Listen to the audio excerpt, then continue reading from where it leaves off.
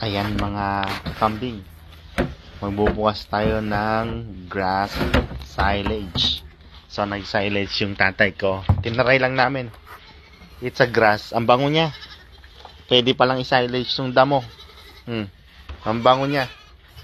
Grabe. Pwede nang kainin. Pwede palang i-silage ang damo. Tingnan nyo, gustong gusto ng mga kambing ko. Ayan, dalhin muna natin doon sa mga kambing natin. Tingnan nyo. Kakainin nila. Tuwang-tuwa. Mahal kasi ang corn silage. So, damo na lang. Puputo na lang tayo ng damo tapos papakain natin sa kanila. Ayan, oh. Tingnan nyo. Babagay sa kumukse. Yan.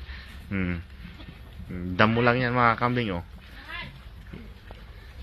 Sarap na sarap yung dalawa. Actually, isang balde yan. Pero ngayon, kalahati na nila. 2 araw pa lang.